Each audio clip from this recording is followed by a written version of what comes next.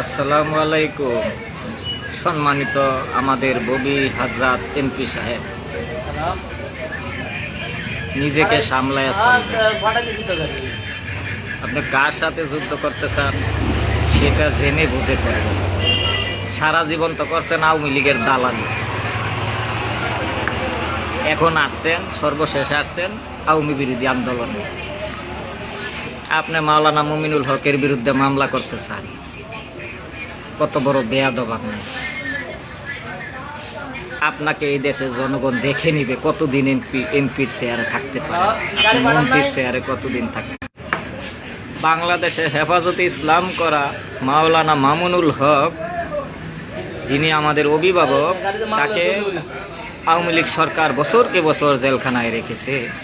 এখন তার বিরুদ্ধে আবার ষড়যন্ত্র চলছে। আপনারা হেফাজত ইসলামকে আবার খেপিয়ে তুলতে চান। তারা যদি হেফাজত ইসলাম হাল না ধরতো, এই হাসিনা সরকারের পতন হতো না। আর আপনি হয়েছেন ভোট ডাকাতি করে। আপনাকে কে চিনে, কে ভোট দিয়েছে? ববি হাজরাত সাহেবকে। আপনি ব্যারিস্টার মানুষ, তাতে কিছু আসে যায় না। জনগণের পিটানি খাইলে ভারত কেন পাকিস্তানও পালানোর জায়গা পাইবেন না। মামলাবাজি কম করবেন, মামলাবাজি থেকে দূরে থাকবেন। অবস্থা ভয়াবহ হয়ে যাবে। সাধারণ মানুষ আপনার উপর ক্ষেপে আছে। একটু সাবধানতা অবলম্বন। মানুষ যদি একবার খেপা গণঅভ্যুত্থান ঘটায়, কোনো আদালত আপনাকে রক্ষা করতে পারবে না।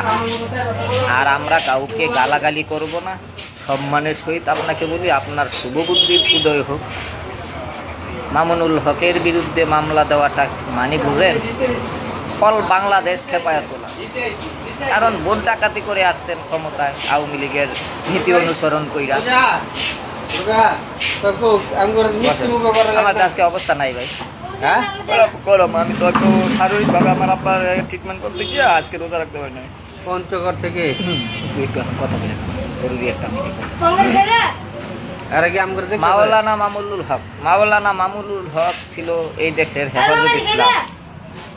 তিনি এখন হেফাজত ইসলাম করেন না, একটা দলের চেয়ারম্যান। তিনি এমপি মন্ত্রী হইতে গেছেন ভুল কেন্দ্রে, তাতেও আমাদের কোনো দুঃখ নাই। কিন্তু আলেম ওলামাদের বিরুদ্ধে যদি কোনো ষড়যন্ত্র এই দেশে করেন, আপনি জামাত ইসলামের বিরুদ্ধে ষড়যন্ত্র করেন, তাতেও আমাদের কোনো দুঃখ নাই। তো সাধারণ আলেম ওলামার বিরুদ্ধে যদি উল্টা পাল্টা কাম কাজ করে, এই দেশে জনগণ আবার খেপা যায় বাবা। আপনি আমার বড় ভাই, আপনাকে দেখলাম প্রেস ক্লাবের কোন একাঞ্চিতে ঘুরতে। সেই জন্য বড় ভাই হিসাবে আপনাকে অনুরোধ করি, এইসব মামলাবাজিতে যাইয়েন না। বিএনপি ঢুকছেন ভালো কথা, এমপি হিসাবে আছেন, জনগণ আবার রাস্তায় না, এটার জবাব আপনার দায়ভার নিতে হইব। এটা তো আসলে আমরা বুদ্ধি পরামর্শ দিই ভালো। আওয়ামী লীগকে আমরা ভালো বুদ্ধি দিয়েছিলাম, কিন্তু আমাদের বুদ্ধি শুনে নাই। আজকে দেখেন তাদের কি অবস্থা। আর এখন শতকরা 80% আওয়ামী লীগ এখন আর আওয়ামী লীগ করে না, এখন জনতার পক্ষে। এই পইরা গিয়া মাথা ভাঙবা তো, তুমি এরকম করো বইয়া থাকো সুন্দর করে, মাথা ভাঙ্গিয়া গেলে অসুস্থ হয়ে যাবে না।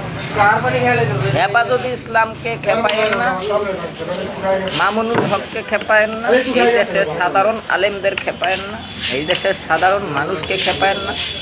আমাদের বড় ভাই তারেক রহমান বিএনপির সিনিয়র ভাইস চেয়ারম্যান, ওনার কাছেও আমি দাবি জানাই, এই সব যারা মামলাবাজ এমপি আছে তাদের মন্ত্রিত্ব দিয়েন না। তারা আপনার দলকে খেয়ে ফেলবে। আপনার পার্লামেন্ট থেকে আপনার বিরুদ্ধে জনগণ নামা যায় এরকম ব্যবস্থা করবে, যেরকম আওয়ামী লীগের কিছু এমপি মন্ত্রীরা বইফুর। এইসব বইফুরকে কেন আপনারা পার্লামেন্ট নিয়েছেন আমরা জানি না।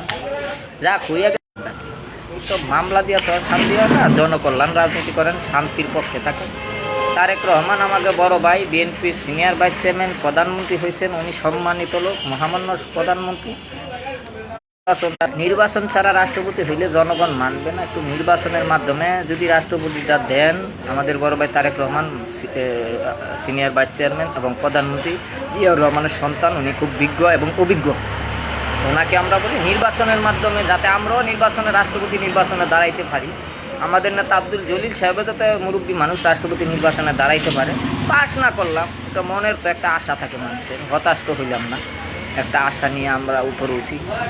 আমারও যদি বিএনপি নমিনেশন দেয় রাষ্ট্রপতি দাঁড়ামো, জামাত নমিনেশন দিলেও দাঁড়াবো, আমার নেতারে যদি জামাত নমিনেশন দিয়ে দাঁড়াইবো, বিএনপি নমিনেশন দিলেও দাঁড়াইবো, তাহলে আমাদের কোনো দলের সাথে তো দরকার নাই। কিন্তু তবে কথা আছে, জনবিরোধী কোনো কাজ করলে আমরা কোনো দলকে ছাড় দিব না। হ্যাঁ, ছাত্র কল্যাণ পার্টির সভাপতি গোবিন্দ ঘোষ, ভালো থাকো, পরে যোগাযোগ করবো। আমরা কিন্তু গণবিরোধী কাজের বিরুদ্ধে। আওয়ামী লীগ গণবিরোধী কাজ করছে, দেখা তার বিরুদ্ধে সবাই মিলে আন্দোলন করছি, সব রাজনৈতিক দল, বিএনপি, জামাত, এনসিপি, আমরা সবাই, এমনকি আওয়ামী লীগের অনেক লোকরা আওয়ামী বিরোধী করছে।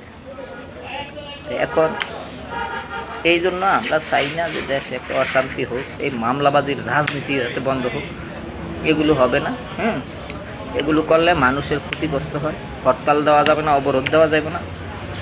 গণঅভ্যুত্থান করেন, কিন্তু হরতাল অবরোধ দিয়া রাস্তাঘাট বন্ধ করা যাবে না। সবাই ভালো থাকবেন। আপনারা সোহরাওয়ার্দী মাঠে করেন, সোহরাওয়ার্দী মাঠে করেন, রাস্তা ব্লক করবেন কেন? সবাই ভালো থাকেন, ধন্যবাদ। সবার শুভ বুদ্ধির উদয় হোক। আসসালামু আলাইকুম। আর বিএনপির ভাইদেরও বলি, আপনাদের দলে কিন্তু কাউয়া ঢুকে যাবে, তাদের থেকে বুইফোর এমপি মন্ত্রীদের কাছ থেকে দূরে থাকবেন। এরা আপনাদের দল ডুবে খেবে, এরা আপনাদের দলকে নষ্ট করে দিবে, এদের কাছ থেকে দূরে থাকবেন। এদের কথাবার্তার সাইজ ভালো না। বিশেষ করে জয়নাল আবেদিন ফারুকী সাহেব এক সময় গণঅভ্যুত্থানের পর উল্টাপাল্টা বলতো, এখন তারা সচেতন হয়ে গেছে। এখন নতুন নতুন কিছু বুইফোর নেতার জন্ম হয়েছে, বিএনপিকে শেষ করার জন্য আসছে। এদের থেকে দূরে থাকবেন। আমি শুভ বুদ্ধির উদয় হোক আপনাদের, আপনাদের ভালো চাই।